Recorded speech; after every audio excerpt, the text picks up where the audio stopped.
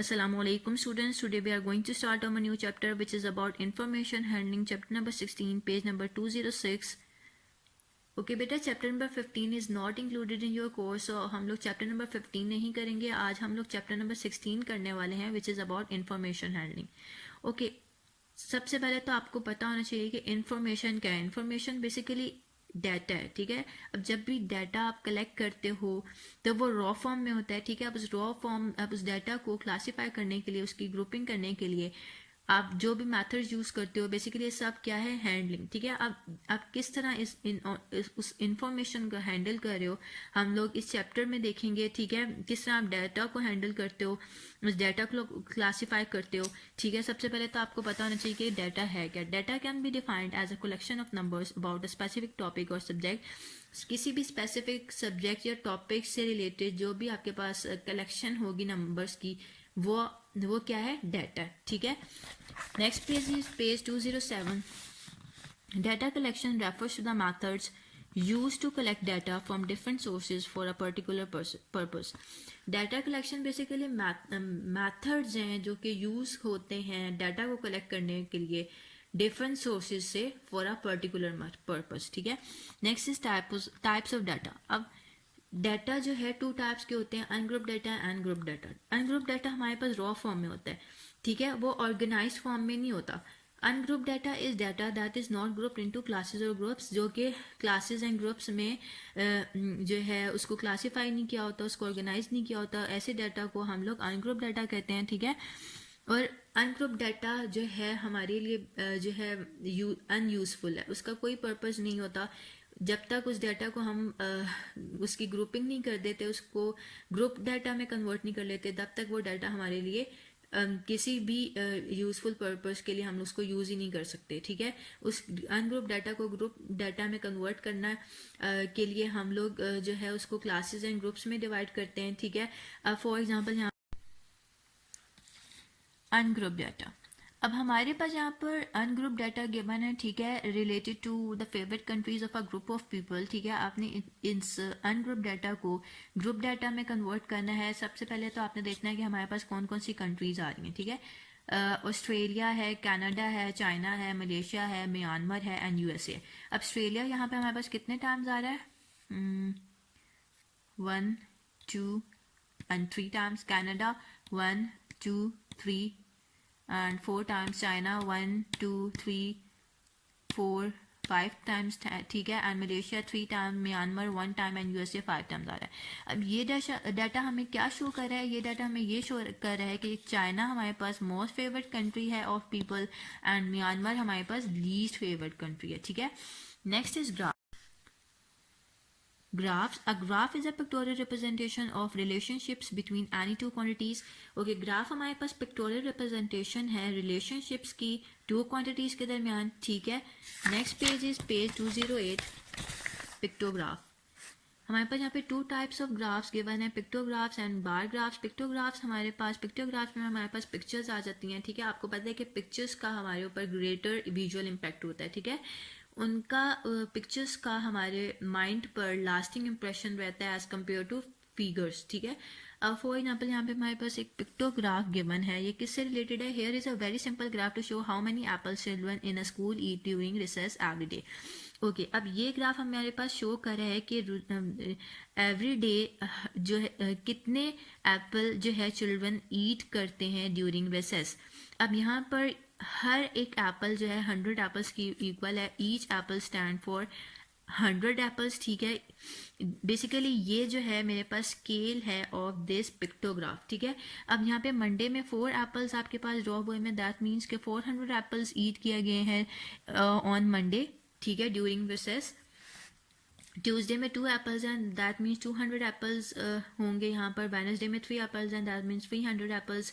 Thursday में 5 apples and that means 5 apples. Friday में आपके पास 4 एप्पल्स एंड 400 एप्पल्स. सैटरडे में आपके पास 6 apples and that means 600 apples were eaten on Saturday. Sunday में आपके पास कोई भी एप्पल नहीं है क्योंकि संडे को आपका स्कूल क्लोज होता है, ठीक है. Next is bar graphs. A bar graph has bars instead of pictures. Bar graph में आपके पास बार्स होते हैं पिक्चर्स के बजाय, ठीक है. In a bar graph Numerical data is represented by horizontal or vertical rectangles called bars. Bar graph में आपका जो न्यूमेरिकल डाटा है आप उसको रिप्रेजेंट करते हो हॉरिजॉन्टल एंड वर्टिकल रेक्टेंगल्स के थ्रू, ठीक है, जिनको हम बार्स कहते हैं. अब बार ग्राफ में हमारे पास टू टाइप्स ऑफ बार्स होते हैं. ओके, हमारे पास two types of bar graphs होते हैं, horizontal bar graphs and vertical bar graphs. अब हॉरिजॉन्टल बार ग्राफ्स हम सबसे पहले देखते हैं. आपके पास एक डाटा गिवन है, आपने इस डाटा के लिए हॉरिजॉन्टल बार ग्राफ्स ड्रॉ करने हैं, ठीक है. सब्जेक्ट्स गिवन है, नंबर ऑफ स्टूडेंट हु पास, मतलब बोर्ड एग्जामिनेशन 2016 के बोर्ड एग्जामिनेशन में इन सब्जेक्ट्स में कितने स्टूडेंट्स पास आउट हुए थे. मैथमेटिक्स में 40, SST में 90, साइंस में 70, उर्दू में 60 एंड इंग्लिश में 80. अब इसका बार ग्राफ आप लोगों ने ड्रॉ करना है. सबसे पहले तो आप जो अपनी वैल्यूज़ हैं आपने उनको हॉरिजॉन्टली लिखना है एंड देन वर्टिकली आप अपने सब्जेक्ट्स को लिखोगे, ठीक है. और वैल्यूज़ को लिखने के लिए आपने एक सूटेबल स्केल सेलेक्ट करना होता है. लाइक मैंने 10 यूनिट्स का यहाँ पे आपकी बुक में 10 यूनिट्स का डिफरेंस गिवन है, ठीक है. 0, 10, 20, 30, 40, 50, 60, 70, 80, 90, 100. देखिए लार्जेस्ट इसमें जो वैल्यू आ रही है वो 90 है, तो आप एटलीस्ट 100 तक तो अपनी वैल्यूज़ को लिखो, ठीक है. वैल्यूज़ आपने हॉरिजॉन्टली लिख ली, जो भी सब्जेक्ट्स हैं जो भी टॉपिक है वो आप वर्टिकली लिखोगे bar graph, vertical bar, horizontal bar graph में, ठीक है. हॉरिजॉन्टल बार ग्राफ में आपने हॉरिजॉन्टली अपनी वैल्यूज़ को लिखना होता है. अब मैथ्स में आपके पास 50 नंबर ऑफ स्टूडेंट्स पास हुए थे, तो आपने 50 पर जो है एक बार ड्रॉ किया, ठीक है. इसमें वर्टिकल लाइन ड्रॉ करने के बाद आपने एक बार ड्रॉ कर लिया. SST में 90 है, दिस इज 90. आपने इस तरह एक लाइन ड्रॉ की 90 पे, ठीक है, बार ड्रॉ कर ली, ठीक है. देन साइंस में 70 पे आपके पास एक बार है. देन उर्दू में 60 पे आपने एक बार ड्रॉ की एंड इंग्लिश के लिए आपने 80 पर एक बार ग्राफ ड्रॉ कर ली, ठीक है. So basically it's a horizontal bar graph, ठीक है. हॉरिजॉन्टल बार ग्राफ में आपने हॉरिजॉन्टली अपनी वैल्यूज को लिखना है एंड वर्टिकल बार ग्राफ में आप वर्टिकली अपनी वैल्यूज को लिखते हो लाइक दिस, ठीक है. ये मेरे पास एक वर्टिकल बार ग्राफ है, आपने वर्टिकली अपनी वैल्यूज को लिखा. जो भी टॉपिक है, ईयर है, सब्जेक्ट है, आपने उसको हॉरिजॉन्टली लिखना है इन वर्टिकल बार ग्राफ, ठीक है. इन वर्टिकल बार ग्राफ आप अपनी वैल्यूज को वर्टिकली लिखोगे, ठीक है. और आपके बार्स इस तरह वर्टिकली आएंगे in vertical bar graphs and horizontal bar graph में आपके बार्स इस तरह हॉरिजॉन्टली आएंगे. All right, now come to the exercise 16.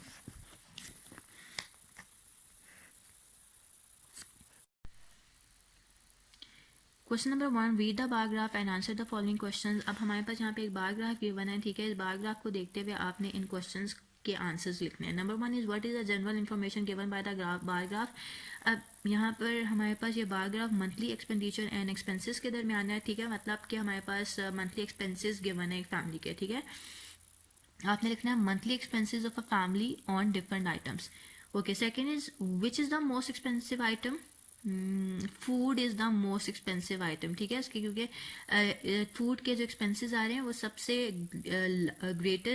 Greater आपके पास आ रहे हैं, which is 30,000. So food. Third, what is the total monthly expenditure of the family. Okay, food के लिए 30,000 है, एजुकेशन के लिए 25,000 है, रेंट के लिए आपके पास है 20,000, टेलीफोन के लिए आपके पास है 15,000, इलेक्ट्रिसिटी के लिए भी आपके पास 15,000 है. मिसलेनियस मींस के जो भी और डिफरेंट एक्सपेंडिचर्स इसमें आ जाते हैं उसमें आपके पास 15, इसमें आपके पास 10,000 आ रहे हैं, ठीक है, एक्सपेंडिचर. सो टोटल आपने इसका करना है तो आपके पास टोटल मंथली एक्सपेंडिचर आएगा 115,000, ठीक है. Fourth is which is the least expensive item. So इसका आंसर है मिसलेनियस, ठीक है, जिसमें और डिफरेंट एक्सपेंडिचर्स आ जाते हैं आपके पास. Fifth is what is the total income of the family per month. अब इनकम आपने लोगों ने फाइंड आउट करनी है. सबसे पहले तो आप एक्सपेंडिचर्स को, इन सारे एक्सपेंडिचर्स को इस सेविंग्स में ऐड करो. एक्सपेंडिचर्स आपके पास थे, इसकी वैल्यू आप लोगों ने ये फाइंड आउट की थी, आपने इस वैल्यू को ऐड करना है सेविंग्स में. सेविंग्स आपके पास 25,000 है, ऐड करने के बाद आंसर आ रहा है 140,000, ठीक है. Now question number 2, read the bar graph and answer the following question. अब आपके पास यहाँ पे बार ग्राफ गिवन है, आपने इन क्वेश्चंस के आंसर्स लिखने हैं। Number 1 is what is the general information given by the graph. अब ये बार ग्राफ जो है city and different cities and number of ticket sold for the charity show के दरमियान आपके पास बार ग्राफ गिवन है। दैट मीन्स के lottery tickets जो है डिफरेंट सिटीज में सोल्ड किए गए हैं बाय द एजेंट्स, ठीक है। तो आपने क्या आंसर लिखना है, लॉटरी टिकट्स और different cities sold by the agents, ठीक है। Second, how many tickets of the charity show were sold by the agents in total. आपने इन सारे सिटीज में जितने भी नंबर ऑफ टिकट्स सोल्ड हुए हैं उनको ऐड करना है। बहावलपुर में 100 है, Quetta is 30, Rawalpindi is 90, Multan is 50 and कसूर इज 80, ठीक है। आपने सब इन सारी वैल्यूज को ऐड किया तो आपके पास टोटल नंबर ऑफ टिकट्स आ रहे हैं 350। Third, in which city was the maximum number of tickets sold. In Bahawalpur the maximum number of tickets was sold, ठीक है। Fourth, in which city was the minimum number of tickets sold. So answer में आएगा Quetta. Fifth, the number of tickets sold in Bahawalpur, this is Bahawalpur, is twice that of tickets sold in Multan. Is this true or false? अब उन्होंने कहा है कि जो बहावलपुर में जो टिकट सोल्ड हुए हैं वो ट्वाइस टाइम्स ऑफ मुल्तान है। तो आपने B for Bahawalpur and M for Multan, ठीक है। ट्वाइस टाइम ऑफ आपने बहावलपुर जो है ट्वाइस टाइम्स ऑफ मुल्तान, मतलब जो टिकट्स बहावलपुर में सोल्ड हुए हैं वो ट्वाइस टाइम्स ऑफ मुल्तान है। आपने 2 मल्टीप्लाई बाय जो भी नंबर ऑफ टिकट्स मुल्तान में सोल्ड हुए हैं उनको मल्टीप्लाई किया 2 के साथ, विच इज 50, ठीक है। तो आपके पास आंसर आ रहा है 100, सो इट्स ट्रू, ठीक है। Now next page 213। अब यहाँ पर आपके पास क्वेश्चन नंबर 3 है। एक बार ग्राफ आपके पास गिवन है, ठीक है। आपने इस बार ग्राफ को देखते हुए इन क्वेश्चंस के आंसर देने। अब पार्ट 1 है, जो बार ग्राफ है वो किसके दरमियान है। गेम्स आपके पास डिफरेंट गिवन है और नंबर ऑफ पार्टिसिपेंट्स गिवन है। नंबर पार्टिसिपेंट्स में आपके पास गर्ल्स भी हैं एंड बॉयज़ भी हैं। ये जो बार ग्राफ है जो डार्क पर्पल शेड में है वो बॉयज़ के लिए एंड ये जो लाइट पर्पल शेड में है वो गर्ल्स के लिए, ठीक है। अब first is what is the general information given by the graph. So number of boys and girls playing different games, ठीक है। आपने ये फर्स्ट उसमें आंसर लिखना है।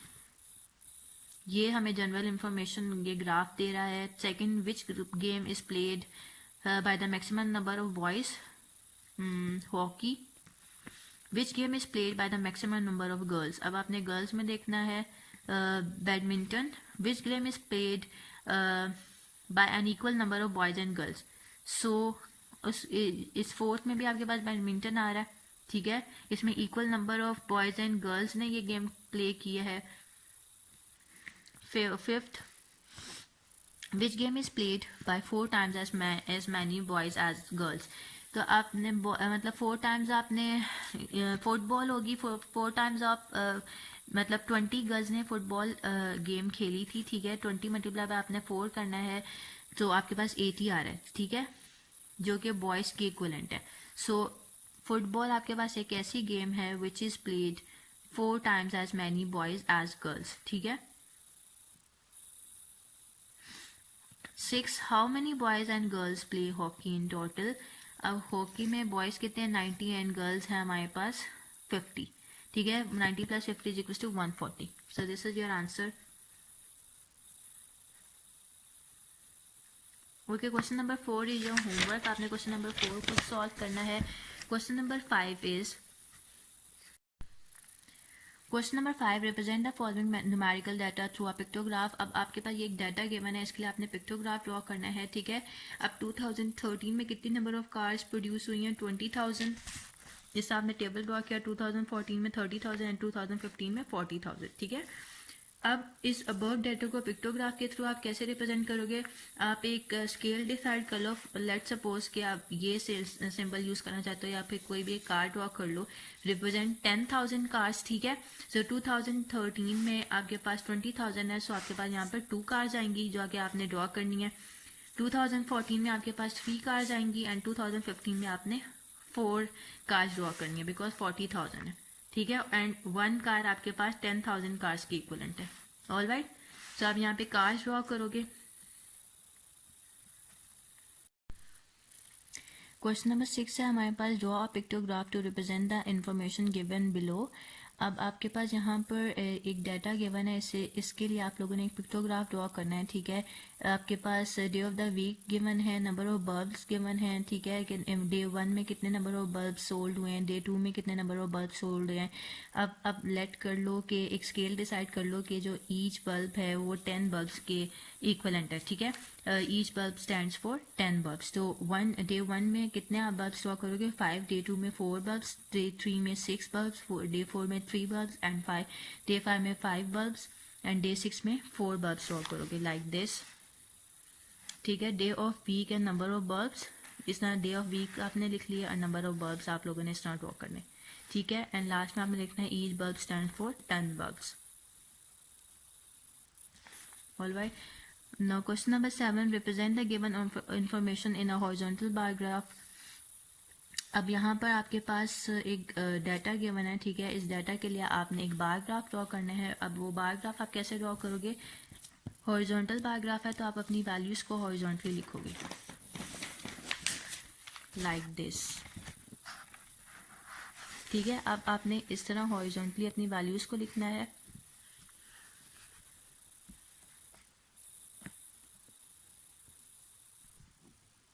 इसमें आप लोगों ने हॉरिजॉन्टली अपनी वैल्यूज़ को लिख लिया, ठीक है। यहाँ पर टीवी सेट्स इन थाउजेंड्स लिखना है, यहाँ पर ईयर लिखना है, ठीक है। और आपने मतलब 10 स्मॉल बॉक्स आपके पास 5 यूनिट्स के इक्वल होंगे, 5, 10, 15, 20, 25, 30, 35 एंड 40। आपने इस तरह स्केल ले लिया, ठीक है। और यहाँ पे 2012, 13, 14, 15 एंड 16 जो भी ईयर गिवन है। ओके, 2012 में आपके पास जो टीवी सेट्स हैं वो क्या है? 2012 में 20, ठीक है। और ये 20,000 इन थाउजेंड्स आपके पास वैल्यू गिवन है। 2012 में आपने 20 में एक वर्टिकल लाइन ड्रॉ की और इस तरह बार ड्रॉ कर ली, ठीक है। 2013 में आपके पास आ रही है 25, 2014 में आ रही है 30, 2015 में आपके पास आ रहा है 35 एंड 2016 में आपके पास आ रहा है 40। ऑलराइट, सो इस तरह आपने इस बार ग्राफ को ड्रॉ कर लिया। हॉरिजॉन्टल बार ग्राफ को आपने ड्रॉ करना है ऑन ग्राफ पेपर्स, ठीक है। बिल्कुल ऑन द सेम पैटर्न आपने ड्रॉ करना है इस ग्राफ को। Alright, okay, our next question is question number 8, the approximate expenditure on education during the annual budget for the year 2000 and 2001 in our country is given below, represent the information by the vertical bar graph। Okay, अब आपके पास यहाँ पर approximate expenditure given है on जो भी education पे आ रहा है, ठीक है, during the annual budget between the year 2000 and 2001 आपके पास जो है ये एक्सपेंडिचर गिवन है, ठीक है, ऑन डिफरेंट आइटम्स। ये जो आपके पास प्राइमरी एजुकेशन है, सेकेंडरी एजुकेशन है, university education and teacher training है, ठीक है। इसके ऊपर ये एक्सपेंडिचर आ रहा है इन मिलियंस ऑफ रुपीज़। अब आपने इसके लिए वर्टिकल बार ग्राफ ड्रॉ करना है, और कैसे ड्रॉ करोगे?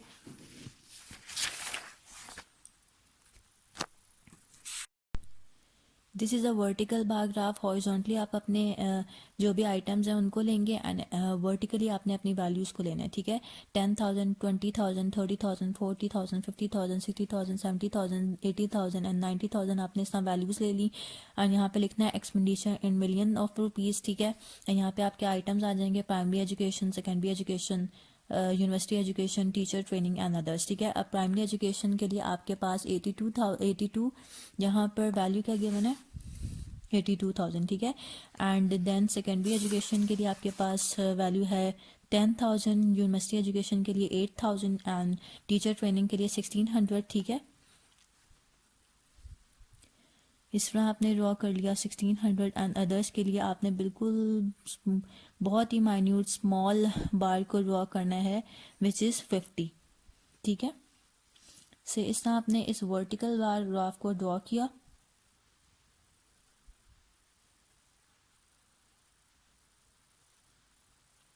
ऑल राइट, ओके बेटा, multiple choice question of this chapter is your homework.